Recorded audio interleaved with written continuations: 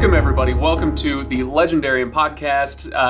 Obviously, I want to remind everybody, please visit thelegendarium.com to check out our wares, go to Patreon, Discord, etc., all that stuff. Okay, I wanted to get that out of the way fast because today we're dipping back into our Author's Shelf series. Today, the book is Heroes Die by Matthew Stover, and it was selected by our first guest. If he swears as much as his characters do, then you should never, ever let him meet your mother. It's Scott Lynch. Hi there. Thank you for having me. Hi, Scott. Glad to have you. And also joining us remotely, which is great because, as I understand it, he refuses to podcast with his pants on. It's Drew McCaffrey, the host of the Inking Out Loud podcast. Hi, Drew. Hi, Craig. Yeah, I've never been more grateful for a shoulders up portrait. So good on you, Drew. See, Craig's telling on himself because I've recorded episodes in his studio with him. Well, that's true. That's true. With it's a pants-free zone, obviously. All right. So, by the way, as we get started talking about Heroes Die by Matt Stover, we're going to discuss this without spoilers up to a certain point, probably. I think at a certain point we'll have to talk about spoilers, but maybe for the first little while of this discussion, we can talk around that stuff. So if you haven't read the book, keep listening for a little while until we tell you to stop. And for heaven's sake, go read the book. I had a really good time with it. So I'll give everybody a quick recap. If it's been a while since you've read it, if you've never read it before, this is the 1 minute recap of what are we reading? Heroes Die. Harry Michelson is an actor, but in this future dystopian version of Earth, that means something very, very different than what you're thinking of.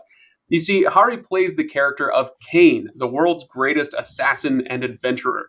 Kane is employed by a studio that sends him to Overworld, an alternate universe version of Earth. So think of Overworld as the place where all your favorite role-playing game tropes are quite real. Swords, sorcery, trolls, elves, all packed into a kingdom ruled by, what else? A god king.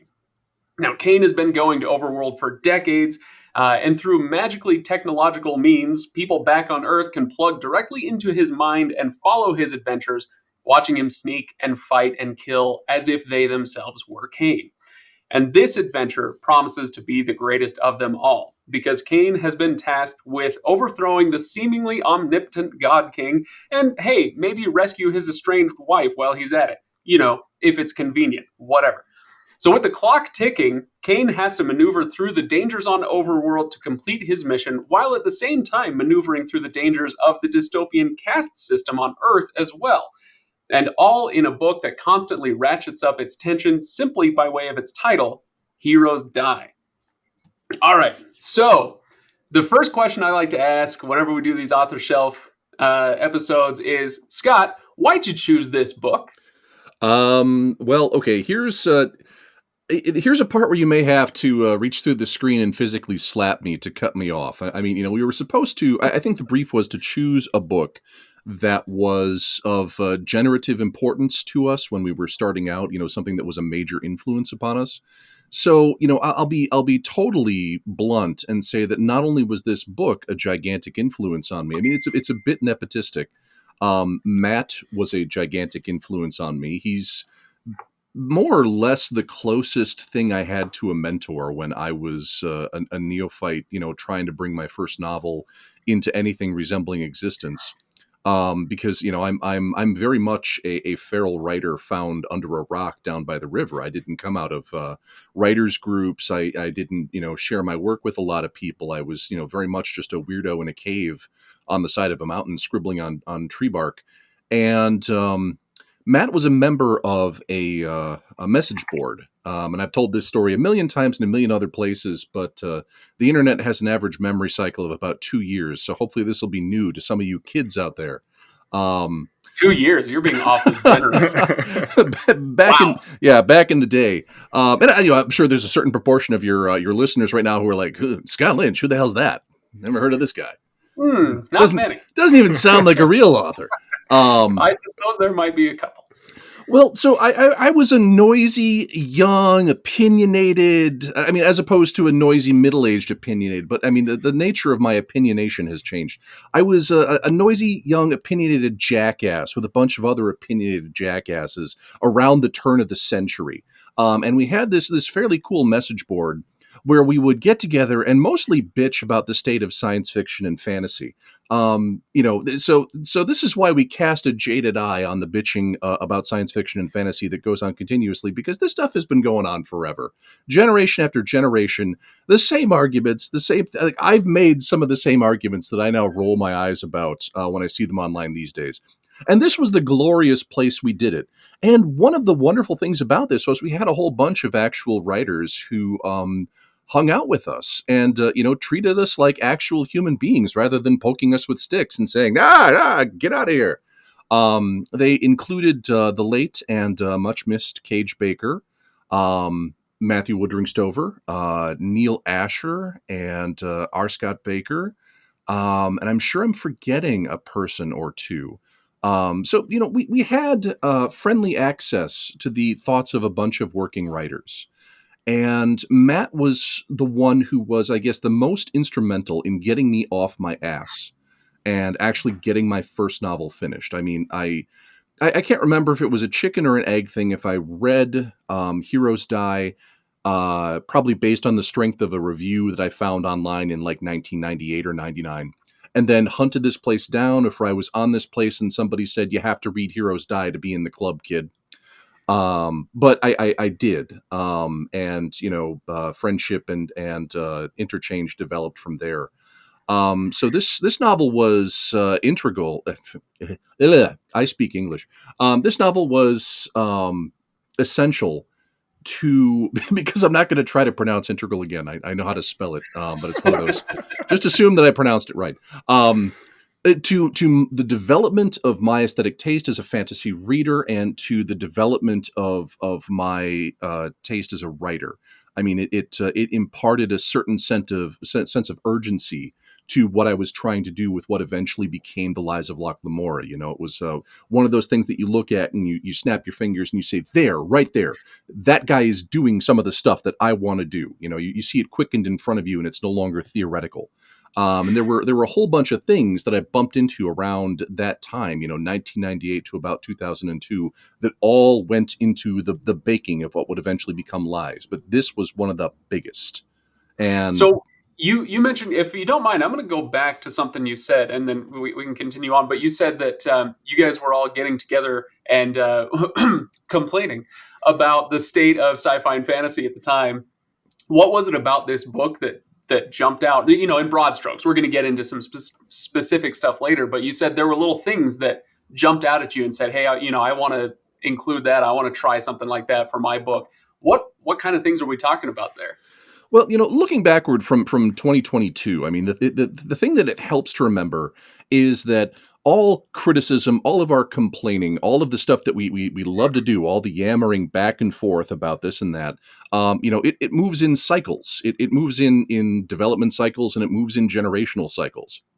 There are always new readers coming into fantasy and science fiction. There are always new producers actually releasing books. There are always new theorists, merrily theorizing.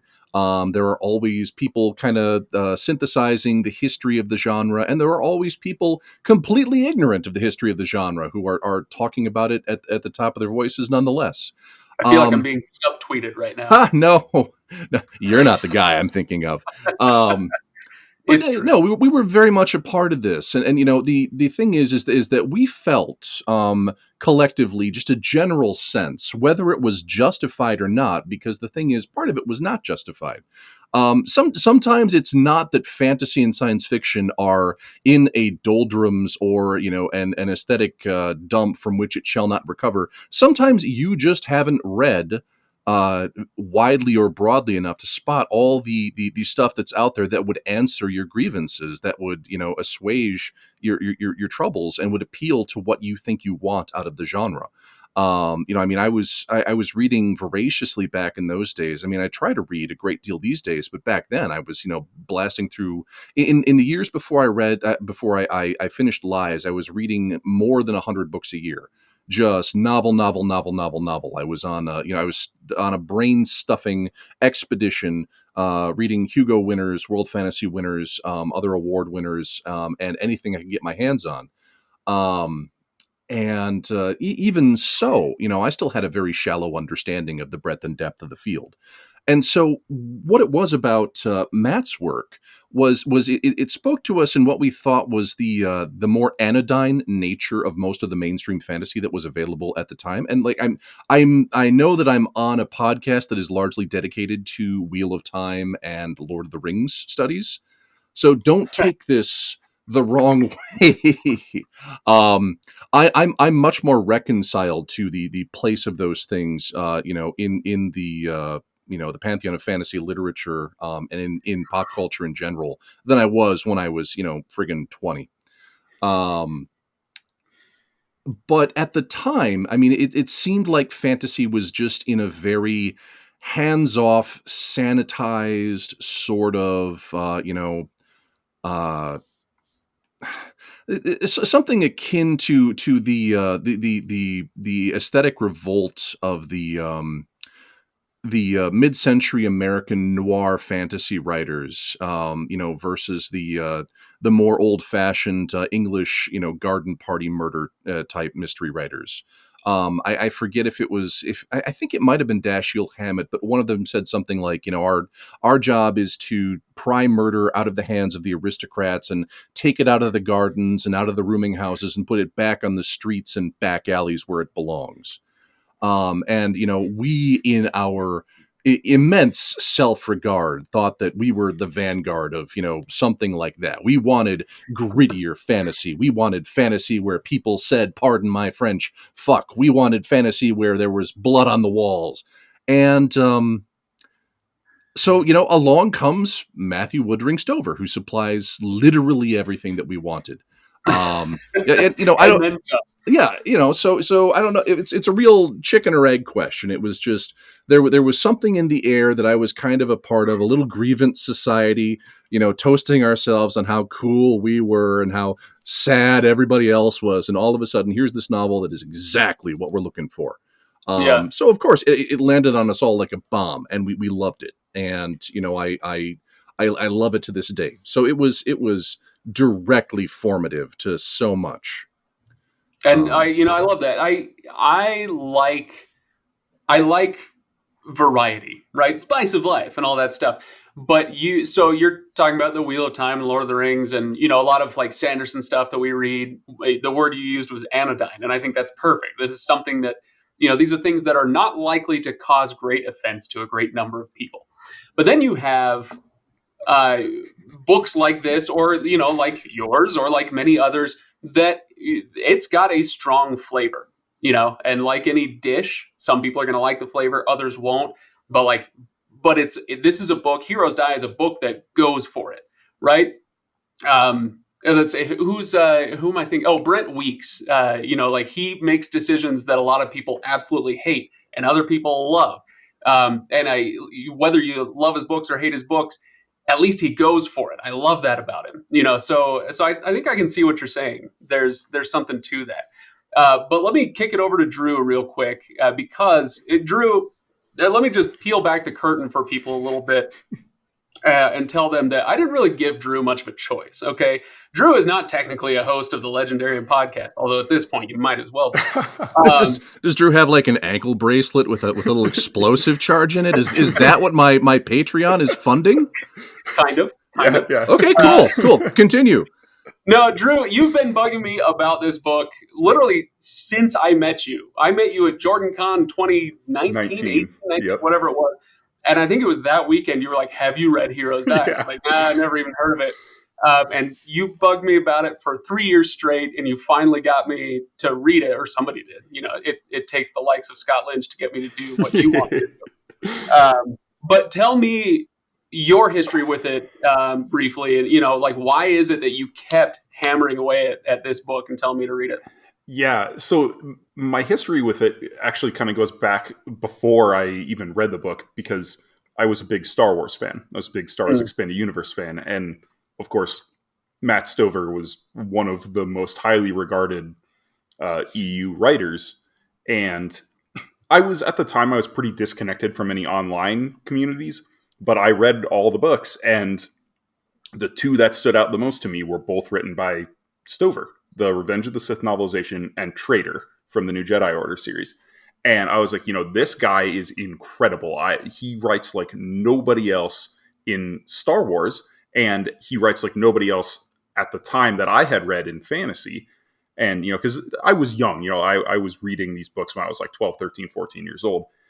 And I was like, I got to read more from him. And I look it up, and Heroes Die is on the list. And it was a little while before I read it. I think it was probably around 2013. I had just graduated college, and I finally picked it up and had no idea what I was getting into.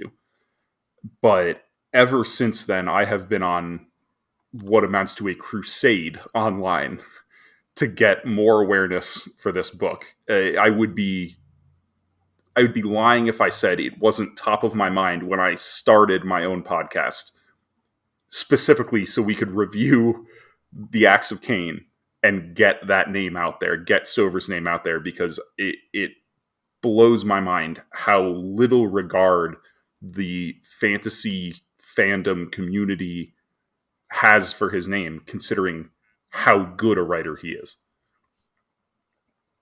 Fair enough. Yeah. Okay. So, yeah, I'd say he's pretty good. Having read the book now, he's all right. Fine, whatever.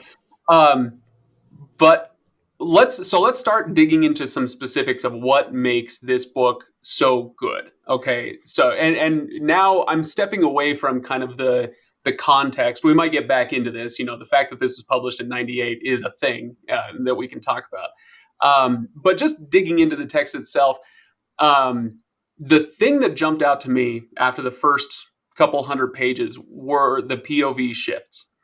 And there's a couple of things I want to run past you guys. And then, Scott, I'll get your take on this.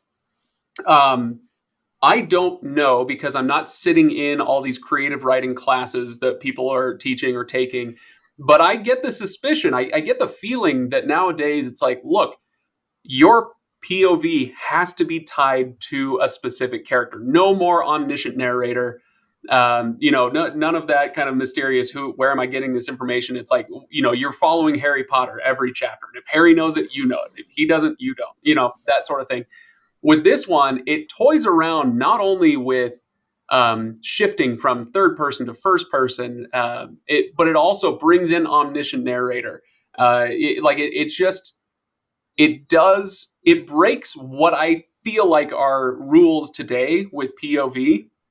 And yet it took me a while to figure it out, because he was doing it so smoothly that it never felt jarring or forced in a way that like disrupted my reading. Yeah, Scott, what do you think of all the POV stuff here?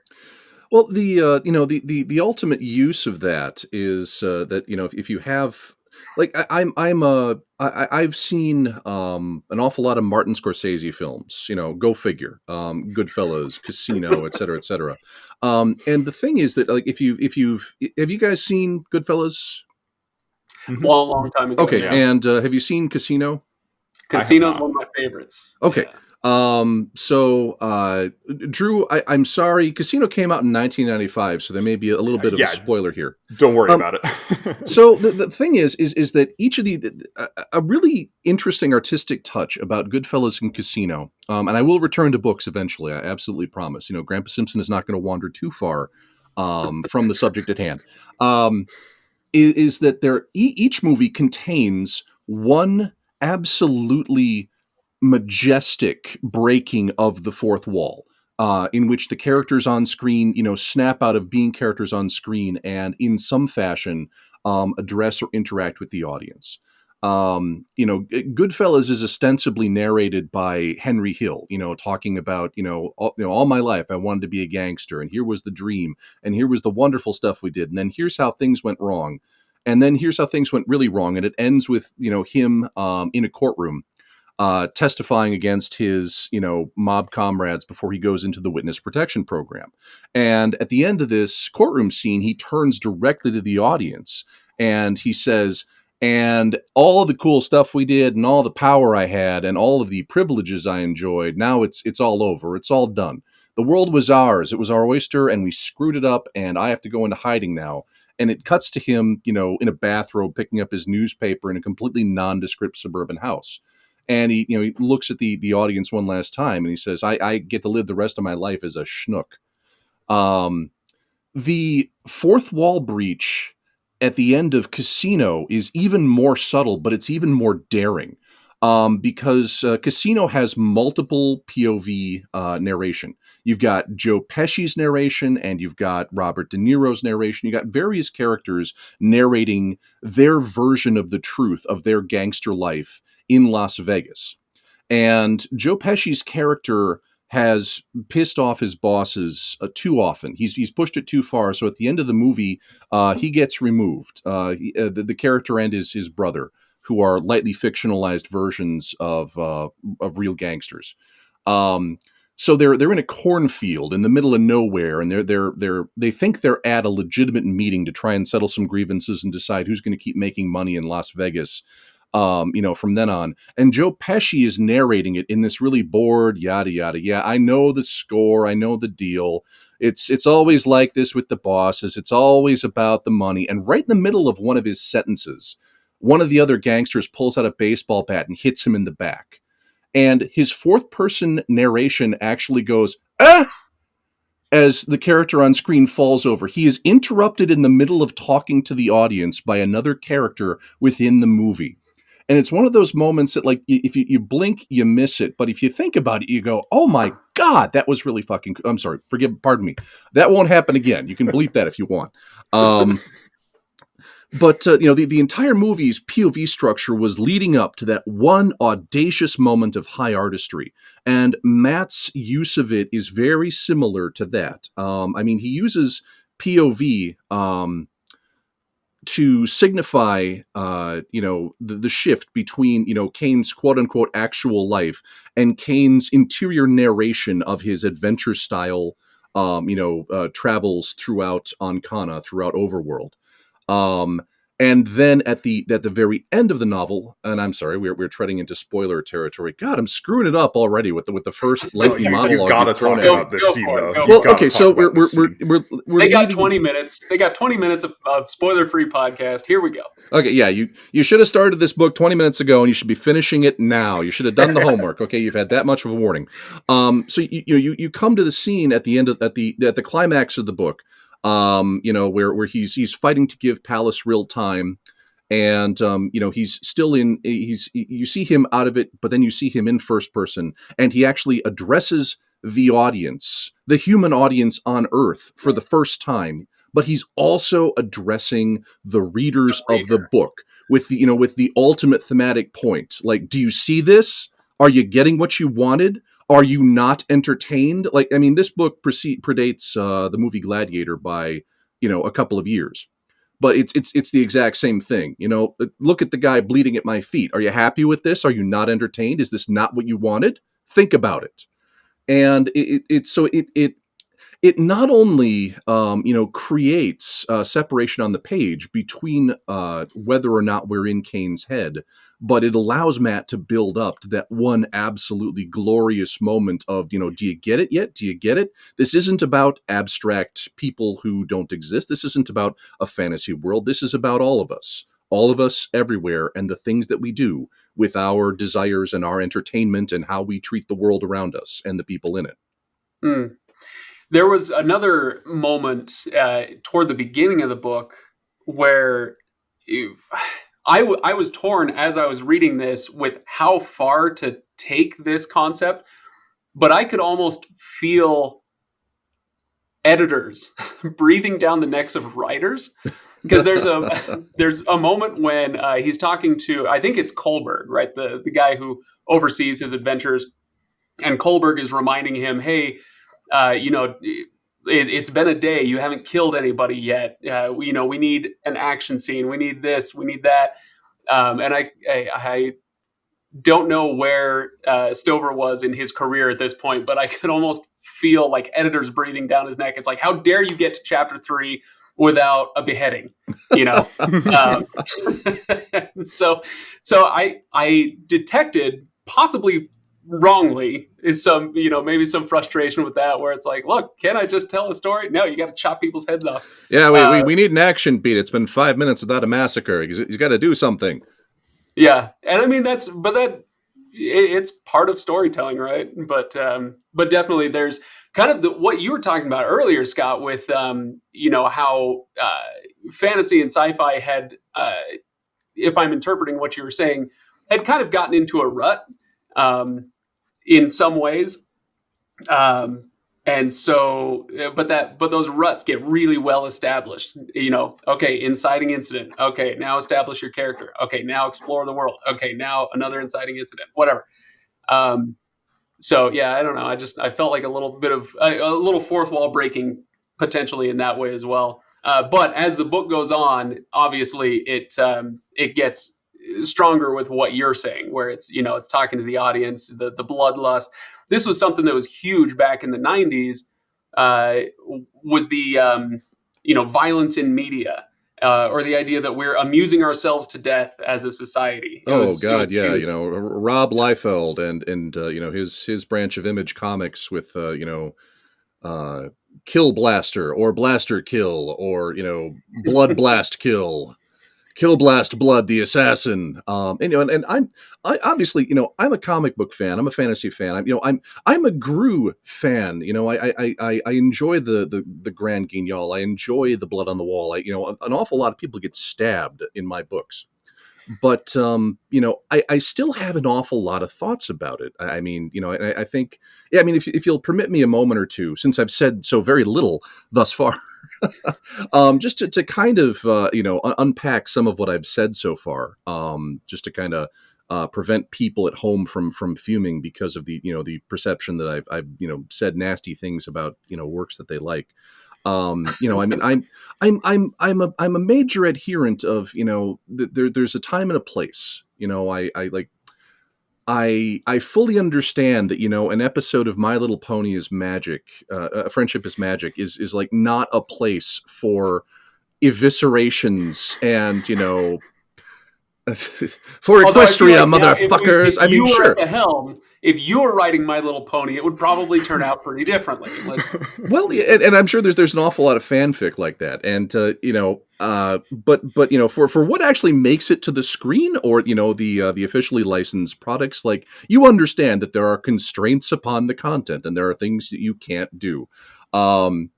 And everything should be allowed to be its own thing. Like, I'm not just a general advocate of add more swearing, add more blood, let's go crazy. I mean, you don't improve the Lord of the Rings, by adding a scene where the elves are pissing against a wall. You don't, at least not in my book. I mean, I'm sure, once again, hey, look on AO3, find that fanfic. But it has its own tone. It has its own aesthetic. It is what it should be within the bounds of what it was made to be. And there's you're not making it more realistic. You're not making it. You're not improving it if you start artificially adding the grit and quote unquote realism, because there's a mature and open-eyed way to add grit, and there's an incredibly childish way to add grit. Not everything needs to be the exact same flavor of exploding viscera splattering all over the place after every fight. I mean, that's part of the power of Game of Thrones. I mean, especially in the books, and especially in the early parts of what was televised, is that this is George's entire thesis, kind of summed up by the monologue from the King in one of the early episodes. No one ever tells you when you set out to be a knight, when you set out to put your armor on and ride out to battle, no one ever tells you about the screaming and the bleeding and the men dying of infections and the men shitting themselves afterwards. We leave that part out of the songs, and that's the thesis statement of the entire sequence of novels. And that was definitely a part of that whole aesthetic, that sense of an aesthetic movement that we had, way back when we all, fell head over heels for Heroes Die. Um, but like I said, it's not necessarily fair to say that fantasy was definitely in a doldrum or a decline or whatever, because fantasy has always been in a doldrum or a decline or whatever, according to whoever is ranting at any given time. I mean, go read Michael Moorcock's rantings from the 1970s, and you'll find that he thought fantasy and science fiction had jumped the ship years before I was born. He had some points, and he had some stuff that I would absolutely disagree with him on. But there was, scattered all across the body of literature, the body of science fiction and fantasy. There was absolutely stuff that could never be categorized as anodyne, or stuff that could only be treated as anodyne if you analyzed it from too shallow and too careless a perspective. I guess what I'm saying is, the good stuff that we were looking for was always out there to be found, but there was just a certain perception that what was in commercial primacy at the time was a little bit on the smoothed edges side of things, Sure. No, I think So- that's absolutely fair. So, okay, so with that clarification out of the way, I hope that I've explained that no, I don't hate the Wheel of Time. I don't hate Lord of the Rings. Oh God, no. I mean, I read at least Fellowship every single year in the autumn. I mean, I'm a huge Tolkien appreciator. Around, say, September 22nd, maybe. I'm not entirely that much of a nerd, but it's just that That's me. It feels to me like an autumn book to kick off an autumn series, so I always read it in the autumn. Just that much of a nerd. And interestingly enough, September 22nd is my wife's birthday, and Nice. she's been a Lord of the Rings appreciator for longer than I have. In fact, I mean, she was born in 1971 at the height of a certain Lord of the Rings influence on hippiedom. She was almost christened Peregrine. Oh, She wow. almost became a Pippin. amazing. Amazing. So yeah, she shares a birthday with Frodo and with Bilbo. But anyhow, I'm sorry, I'm wandering far afield from what we're trying to talk about. But I just wanted to say that I wanted to add some context for some of the things that I've been saying, and some of the deeper understanding that comes when you read a few more books and you're no longer 20. Well, yeah, I think that, there are two very different types of understanding you're going to get, contextual and, and your own, I guess, your own context, historical Yeah. and your own. Like I Sorry, was going to go on, Drew. say, I think it's really important how Scott pointed out, it's the commercial perception that and I think this is part of why a book like Heroes Die is so relatively unknown in the larger fantasy fandom. It wasn't until sort of that next maybe half generation of writers, which Scott, you were a part of, that the darker, grittier fantasy became commercially successful. Very astute, Drew. Yes, Matt was a couple years ahead in that unhappy position of being a couple years ahead of his time in terms of pop culture. Because this became a distinct impression of a movement half a dozen years later. And if Heroes Die had been released in 2006, then it would have been just part of a wave. Yeah. But this is one of those things where we talked about having read him. I mean I agree. Calling Matt underrated feels odd, because he's not underrated by anyone who appreciates him. Right. He's like one of those completely impeccable character actors who never turns in a bad performance, who makes every movie they're in some kind of gem. Like, these artists are not underrated by anyone who knows what they are. They just maybe haven't received the mansions and the pools that they deserve as a result of how good they are. Yeah. And that's for so absolutely long. where Matt was. And still is, basically undeservedly ignored for being ridiculously awesome. And yeah, I mean, I'm partisan. Like I said, this is nepotistic. He's a mentor and a friend, and I love his work. But I loved his work before I knew the guy. And the thing about Matt is, you talked about his Star Wars stuff. The single biggest factor about Matt Stover as a writer is that he is incapable of half-assing anything. It doesn't matter what he's doing. I mean, he's worked on projects that I have zero interest in. He's written novelizations for, like, I don't play the God of War games. I know they exist. I play an awful lot of video and computer games, but I've just never gotten around to those because, I don't have 48 hours in a day. But he wrote a God of War tie-in, and it was amazing. I had no interest. I mean, I'm a huge old school Star Wars fan. I had no interest whatsoever in the new Jedi Order. That was kind of where I checked out from the EU. Like, starting with Vector Prime and the first death of Chewbacca, and the Yuuzhan Vong and so on and so forth. I just stopped caring. And Traitor was like number 23 or 25. I believe it's 13 of 19. Okay, yeah, in a sequence of what eventually became like 600 novels. Yeah, and I wasn't gonna read that. I mean, there were authors in there whose work appalled me, and I had no interest in following this entire series. But I read Traitor, as an island unto itself, and loved it. I read his Revenge of the Sith novelization, which is absolutely fascinating and brilliant.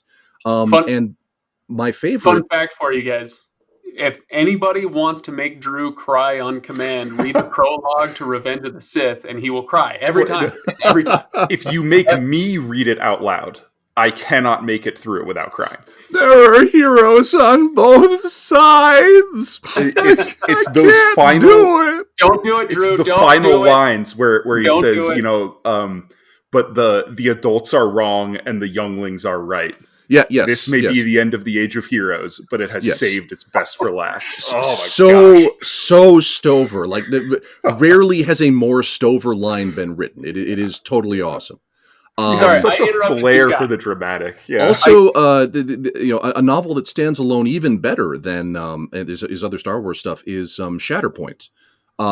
His Clone Wars novel featuring Mace Windu, and it's essentially Heart of Darkness or Apocalypse Now with Jedi, and it's amazing. And it's a total standalone. If you know what Jedi are, you like Star Wars a little bit, you know who Mace Windu is. It's completely awesome. It is ridiculous. It should be in its 99th printing at the moment. It should be heralded along with everything else he does. And the thing you alluded to is that when you have someone who's a couple years ahead of their time, you struggle to market them. You struggle to signal to the readership who actually buys books off of shelves. What is this thing? What does it mean? What does it contain? And Matt, despite being a freakishly awesome writer, Matt has never had the best cover luck. No, in terms of trade dress, in terms of cover art. I mean, he's occasionally gotten some really stylish stuff, like Blade of Tyshal looks really good. The later Kane books look really good. They have that, but they have an abstract and stylized look rather than we have no idea what art we should be putting on this cover. And Heroes Die does not have the best. It's got a very 1998 cover. Can we just pause there? I was sitting here writing out my notes for this episode, like, what are we going to talk about? And I couldn't figure out where to put in, this is the worst cover.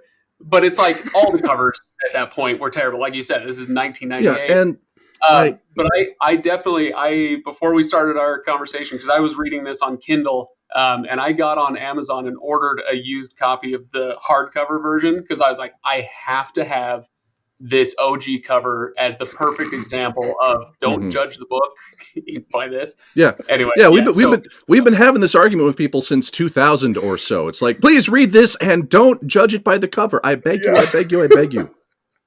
And when I say cover luck, I'm not trying to be facetious, and it's not Matt's fault. Like, this is one aspect of the lottery that most writers just never have any control over whatsoever.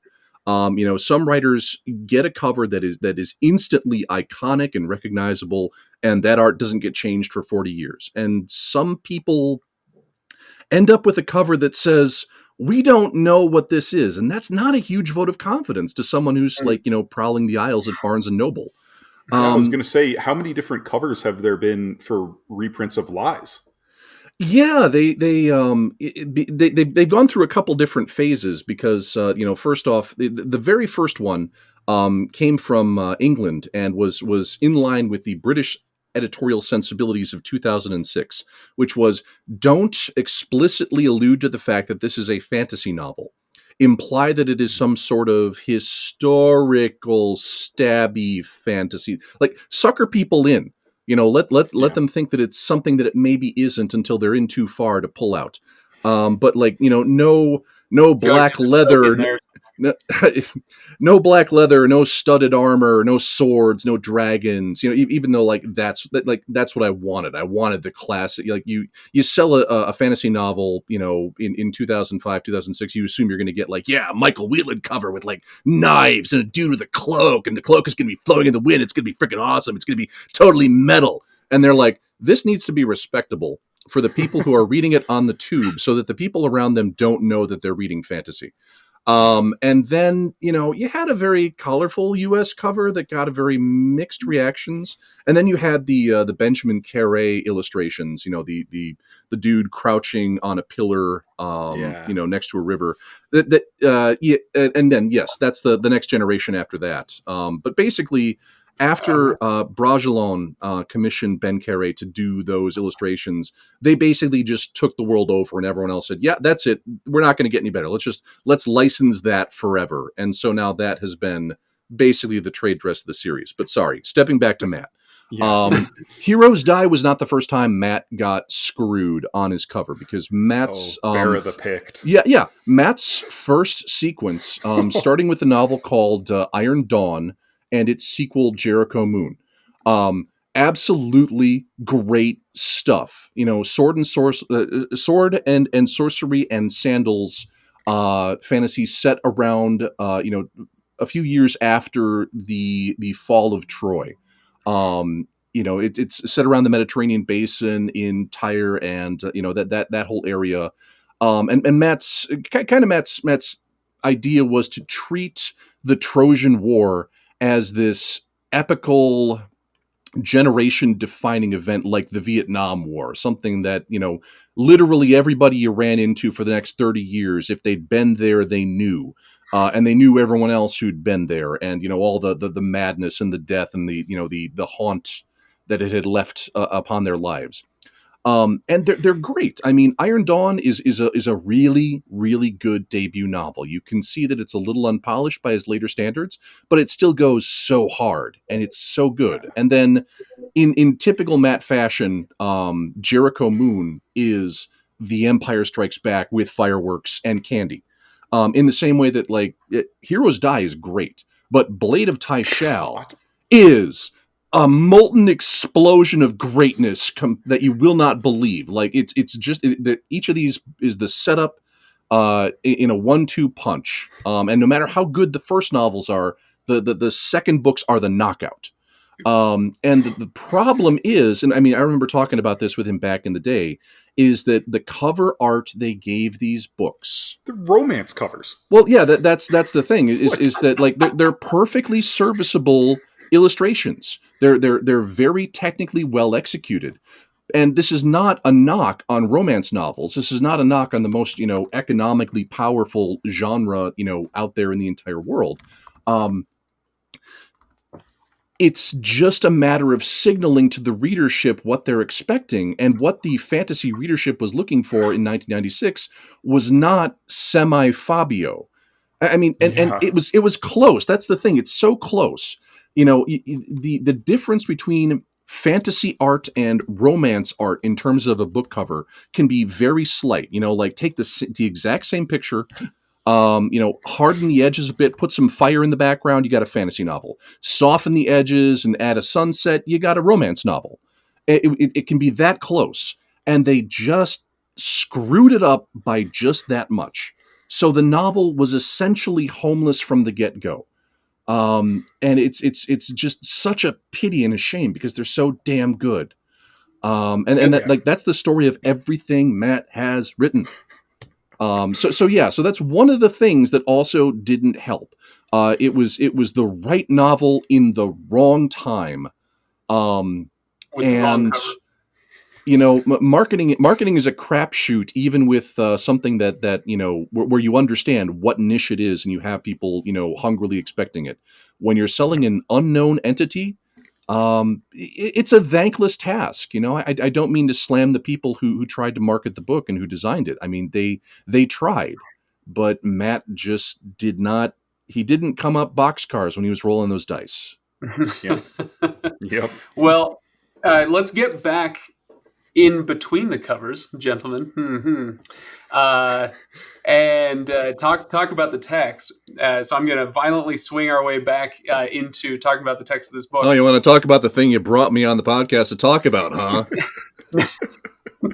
Gonna make me stay on topic like an animal. This is, you know what this is? This is the quest to save Palace Rill, where it's like, hey, look, if you got the time, talk about the book a little bit. But our quest thus far has been highly successful, I think, regardless. So I want to get into what you've been saying about how good a writer he is. There are, I must have highlighted 20 different passages that don't necessarily come at pivotal moments where it's just, dang, that's a really good paragraph. So let me give you guys an example. Drew, I don't know if you have any highlighted that you want to bring out, or Scott, if you do. But if you do, I'll let you just pick one. Okay, I'll give you mine first. And that is, oh, shoot. I didn't actually, I gotta pull it up here. I wrote down a different one, but I forgot to write down this one. So let me pull it up here. Okay. Oh, that's right. It's at the beginning of day 6. So we're at like 500 pages into the book at this point. And this is one of those omniscient narrator moments. And he writes, Ancana, that's the city we're in. Ancana went to bed with terror and disbelief, but the disbelief fled during the night. At dawn, only terror remained. Slow terror, the kind that feels like icy teeth chewing on your bones.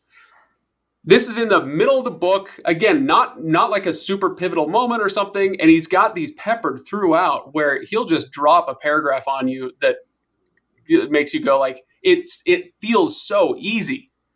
Like this feels effortless, this writing, right? But he's so good at evoking, whatever feeling he's trying to bring out with just a few words. Drew, what you got? So I want to just talk about the very opening of the book in the prologue and how he, again, effortlessly uses his character's voice to weave humor in at any opportunity. And, this is the third paragraph of the book. The bedchamber of Prince Regent Tuatha is really pretty restrained when you consider that the guy in the bed there rules the second largest empire on Overworld. The bed itself is a modest 8-poster. Only half an acre or so. Like, it's the juxtaposition of what he's actually describing, what you're picturing in your head, and Kane's sarcasm is just, it's so seamless. And it's all throughout the book. Yep, absolutely. Yeah, like I said, there are a million others. Scott, go ahead. That opening scene, with Kane's escape from that whole situation. I mean, there's a line that has stuck with me for 22 years and counting now. And forgive me, I will breach the swearing wall for one last fling. But it's the little bit where he narrates something to the effect of, a sword in your stomach really plays fuck ass with your ability to cast spells, and he makes such use of that classic sort of trenchant noir narration. The city has the city is afraid of me. I've seen its face. Ancana sleeps now, but I walk the pavement. Blah blah blah. And then he'll like take the piss out of himself for talking like that as well, and wink at the audience. And the interesting thing is that is not just him inserting a good laugh line, inserting a good characterization line, but it also speaks directly to how Harry Seldon fights, to how he handles situations. Like, I got a hallway full of guys with swords, and here comes a guy who's going to cast a spell. Well, he could toast me in a second, but it's very difficult to cast spells when someone has kicked you in the balls. And it speaks to the efficiency of this dude who is, he's a, 20 years hardened, hardcore, earth-trained street fighter from, the mean back alleys of Chicago, who responds with instant violence and efficient violence and doesn't think about it or over-dramatize it. Someone else draws their sword and says, Kane, I have you. And, an instant later, they're crumpled screaming because Kane kicked him in the balls. He doesn't have time to play with them. He's got to get on with it. And He's Indiana Jones with a pistol, right? It's beautiful, but I'm very, very fond of the scene where Malkoth takes him into his studio, where Malkoth is sculpting. And they have a conversation that is Malkoth telling Kane to watch your steps, son, and he's making a gigantic sculpture that is incorporating the shapes and the substance of smaller sculptures of people from around Ancana, and he's got a sculpture. He's got Kane's head right there, and he asks Kane, where do you think you could fit into the larger picture? And, Kane, genuinely impressed by the artwork, says, I wouldn't presume. And Malkoth nods and squishes the Kane head and says, so be it, no more than I expected. And Kane shakes his head and says, you are not subtle. And it's a marvelous scene because Matt is almost unique in my experience in absolutely having his cake and eating it too, and deconstructing the cake while celebrating the cake. Like there's just if I could emulate something that he does with perfection, that's what I would choose to do. Because you have one of these classic, good guy meets the bad guy, and the bad guy gives a melodramatic speech. Except it's a very thoughtful melodramatic speech. And the good guy is kind of swept up in it. And even when he's undercutting it, he's saying, I get the point. I do understand. And it's just like that pervades the whole thing. Matt, in an interview ages ago, I think he said something like, this novel is a meditation on violence and our reaction to violence that is itself wall-to-wall violence. Like I think that's the key to Matt's aesthetic, to his philosophical explorations, is he doesn't set himself apart as some cold and distant judge looking down upon us for enjoying this stuff. He enjoys it too. I tried to incorporate that into my own work. There are what I hope are critiques of the concept of revenge and what it brings you in The Lies of Locke Lamora. There's a very flawed attempt to critique the concept of torture. But at the same time, I will not deny that I absolutely reveled in all of the jumping around, swinging, swashbuckling, stabbing, cloaks flying, running across the rooftop stuff. And Matt has that sense of joy with his tools and with his canvas, even while he is deconstructing them. And I think that is just that is the ideal place to be, is to play with these toys, but be in a state of constant awareness or striving for awareness of where they come from, how they fit together, and what they imply about all of us. So I don't want to go into too much detail here because obviously we're talking about Heroes Die in specific, but Kane Blackknife, the third book, is exactly what you're saying. The first time I read it, I put the book down thinking this was a love letter from the author to his main character.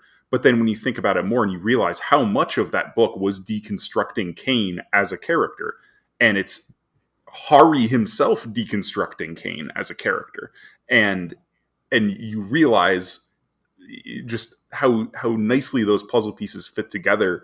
From a writing perspective, I was blown away by the book. I know a lot of people think that the last two books aren't as good. But for me, when I'm looking at them from the writer's perspective and trying to take ideas and take themes and things to apply to my own writing, I'm blown away by what he did in Kane Blackknife. Mm-hmm. Well, they're quieter meditations on what has gone before. You basically he blows the world up, physically and thematically. in Blade of Tyshel. Blade of Tyshel is the gigantic, devastating, everything changes book, and you can only go so far in attempting to write a bigger explosion book. You can only build to a certain level of ridiculousness. So he did the opposite. He wrote a better. If the first two books are Breaking because Bad, the Death Star could always just be a planet. You build a bigger and bigger Death Star until the entire galaxy is a Death Star. Congratulations, you're living in it already. No, but he wrote a Better Call Saul for his Breaking Bad, and recognized that, like, you've gone so far in this direction, you go explore something else if you want what you've already written to retain its meaning. Right, and you go to the subtitles of the books, where Heroes Die is subtitled Act of Violence, and Blade of Tyshel is Act of War. And then you get to Cain Blackknife and Cain's Law, and they are the two parts of the Act of Atonement. And it's a dramatic tone shift. Mm-hmm. So we've only got a few more minutes left, you guys, and don't want to keep you too long, Scott. You've been very generous with your time. But I do want to dig into one more aspect of this book, something that he does really well. We talked about the subtlety that he treats a lot of these things with. And there's one more piece of subtlety that I want to bring up, and that is this idea that we have sometimes of the protagonist is not necessarily a hero. So the question, let me just put it to you this way. Is Cain the good guy, and is Mylkoth the bad guy? Or is this a situation where we have a protagonist and an antagonist because of the way the story is set up, but these are not necessarily, like, you're led to root against Mylkoth, but should you? And vice versa with Cain, right? So I don't know. We hear what you guys have to say about that. So yeah, sorry, go ahead, Drew. I was going to say, if you're going to make any kind of cut and dry attempt at categorizing characters, Palace Rill is the hero and Baron is the villain. Yep. But with Cain and Mylkoth, I see them as two sides of the same coin, where they, and this is why, again, another reason why this book is so good is Mylkoth has the same gravity that Cain has as a non-point of view character. And like that just makes their conflict and their attraction to each other so compelling. You can't look at Mylkoth as a villain when Cain, in his own way, loves him. And similarly, Mylkoth, in his own way, loves Cain. And Cain also detests himself and his part as a cog in this machine, right? That's the whole thing that we get that Scott brought up, at the end of the book, where are you not entertained? So he hates himself as well. And he's just trying to inch toward daylight. It's thoughts and feelings, Scott? Yeah, it's. I mean, one of the fascinating things that Matt does. I mean, it seemed at the time that this novel was, a little bit, I guess, ahead of the zeitgeist in identifying, some of the same problems that afflict our society in the here and now. And I got to say that, 22 years on from, having experienced this book for the first time, or almost a quarter of a century now, this book is more relevant than it was when it was written. And that's incredibly frustrating, but it's so interesting that basically this is a novel about a secondary world. Basically we discover a portal to Fantasyland, and 9 times out of 10 in a fictional treatment of this would be, a gateway to wonder. But what do we do with it? I mean, we don't just go into it with a colonizer mindset. We colonize it for entertainment. We send agent provocateurs through portals over there to mess with the lives of the people who live in Fantasyland, because it looks like the fake Fantasylands we have in our fiction. Like there's in an actual fantasy universe, like there's no such thing as adventurers as a profession. There shouldn't be any such thing as an adventurers guild. I mean, we have adventurers in our world. We call them mercenaries and sociopaths and bandits. The whole the notion of an adventurer, someone who goes around in a world poking things with sticks and taking things out of tombs and, beating piles of gold and resources out of the wilderness, out of whatever forces stand against them, is an imposition upon the life of people in the overworld. So you've got these, pardon me as I cough for a moment. Sorry, I'm sure that added a great deal to the podcast. Flavor.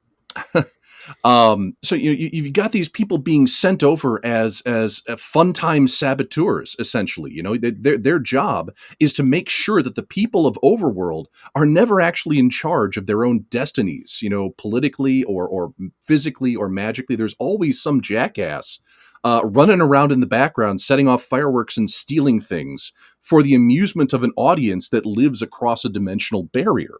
So, Malkoth, in a vacuum, he's an enlightened despot.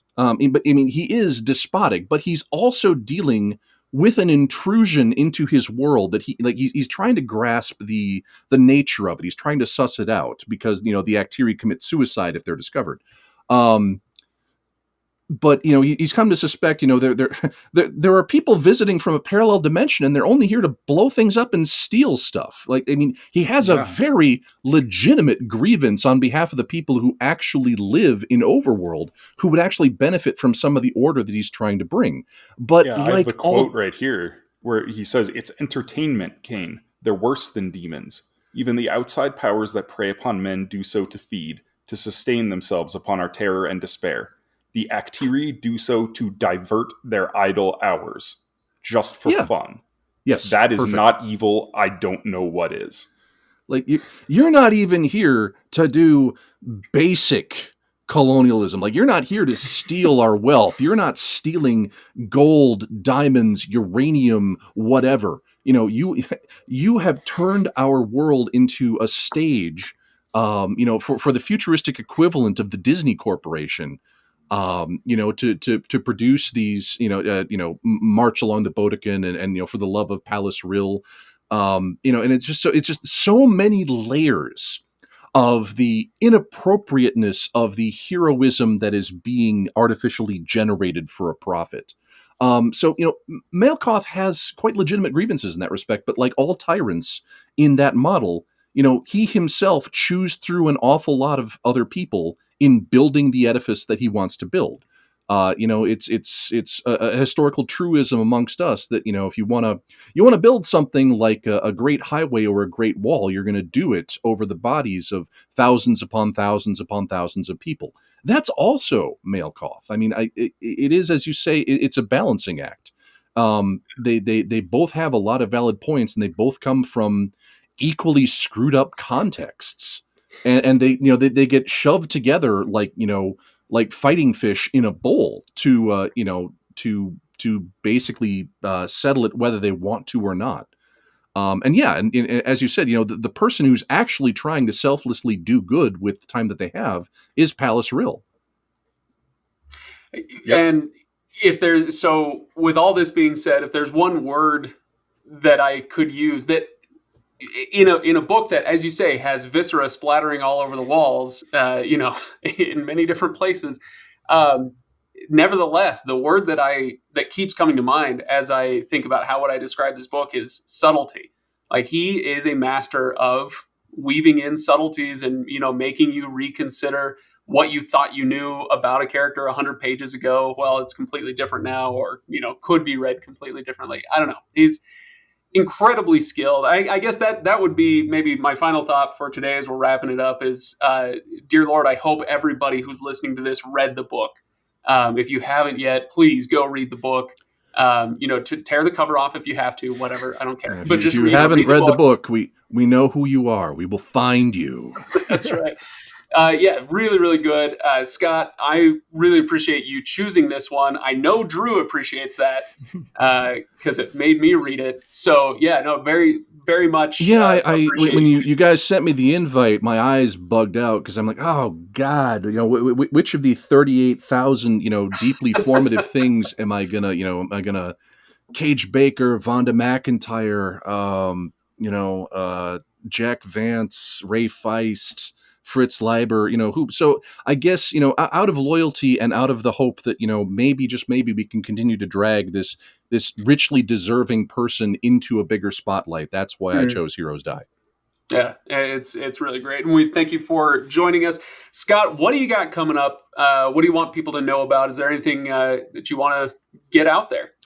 Well, by the time this goes live, it should be safely known amongst the general public that I have handed something in, and that there is going to be new Gentleman Bastards material. Now, there is a caveat here, and I talk about this at length. Like I mentioned that I'd recently done Brian McClellan's Page Break podcast, so I don't mean to insert he paid me $5 to go on your podcast and remind We're literally having him on tomorrow. So okay, cool. Sweet, awesome. Okay, so I go in depth into the situation on that, which should be available, right around the time that this goes live, maybe a week or after or a week before, but in which I explain to the best of my ability, what's my issue, what's holding me back, what do I mean when I say that I have anxiety and panic attacks, what have I been doing to try to deal with them.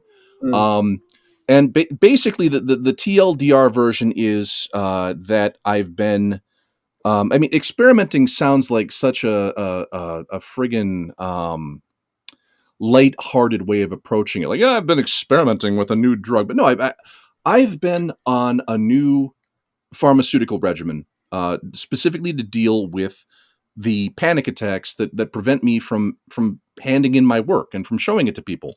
And I've been in the situation where it's like, it's working. I'm about to turn a corner, and it's never worked. I mean, the last 10 years have been very difficult.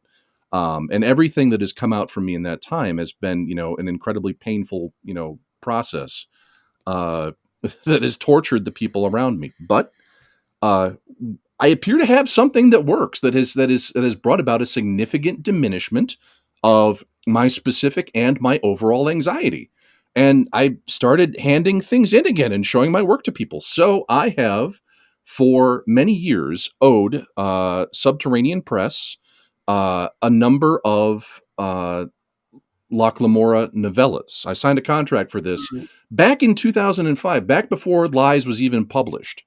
And these were, the first of these was supposed to be titled The Mad Baron's Mechanical Attic, and the second was supposed to be titled The Choir of Knives. But it's a trilogy. These things exist. I've handed in the first novella in this sequence, except it's called Untitled Lynch number 1, and we're trying to figure out what the proper title is for it. So The Mad Baron's Mechanical Attic is novella number 2, and Choir of Knives is novella number 3. But I've given Subterranean Press one of these, and hopefully more of them. And it wasn't a disaster.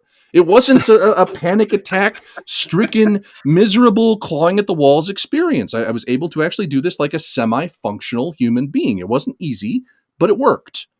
Nice. And so this means that I have a gigantic backlog of material. I've got other novellas. I've got short stories. I've got a 4th novel in the Gentleman Bastard sequence.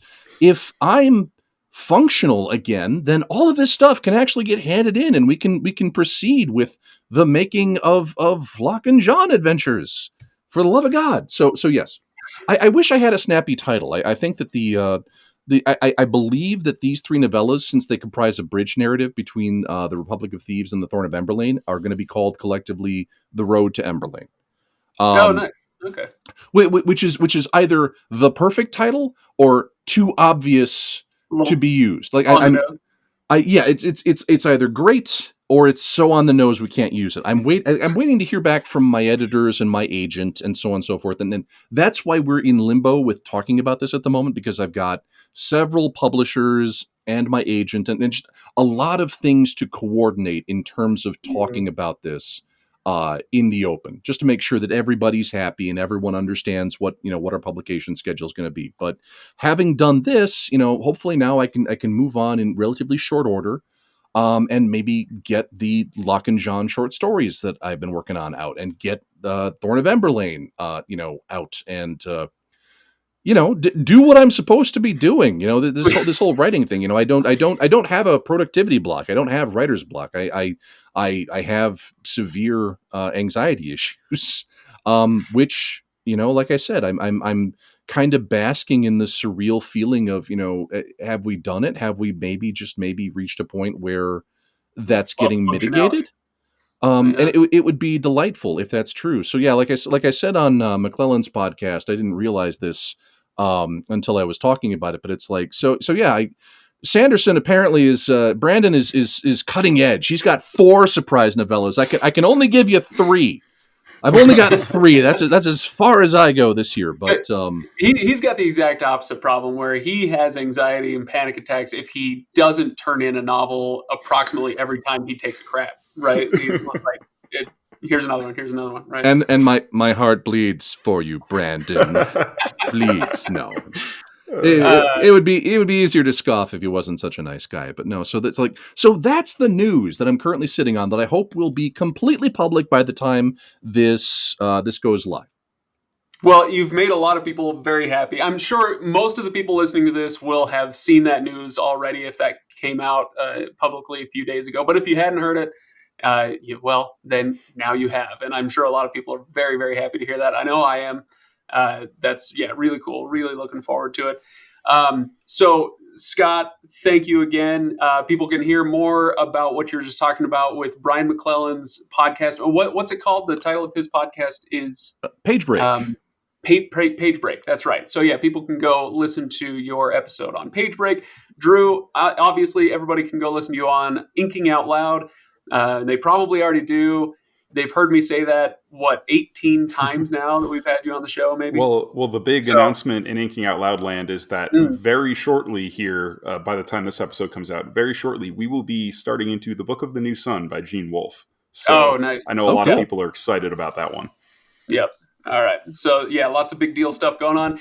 For everybody else, again, please go to thelegendarium.com and check out Patreon. Scott has been generous enough to be a patron for a while. We appreciate that. Everybody else should be just like Scott. I own you, Craig. I own you. If only that weren't as true as we weave a very tangled web here. That's right. But yeah, thanks to both of you for your generous time. Let's get back to your days, and thanks everybody for listening. Hey, thank you. This has been loads of fun. I hope. Good. I hope anything I said made any sense whatsoever. There was too much of it. That's why I ended up letting you go for so long, because I was like, I'm sorry. I'm a very chatty Cathy once you let me off the leash there. So sorry. Who knows? Maybe we should do another Heroes Die discussion, more textually based at some point. But this was fascinating stuff. So a Heroes Die discussion where we actually discuss Heroes Die? I feel like we kind of got into it, but no, I had a lot of fun. So thank you. Good. All right. Well, I'll see you guys later. Thanks, Craig.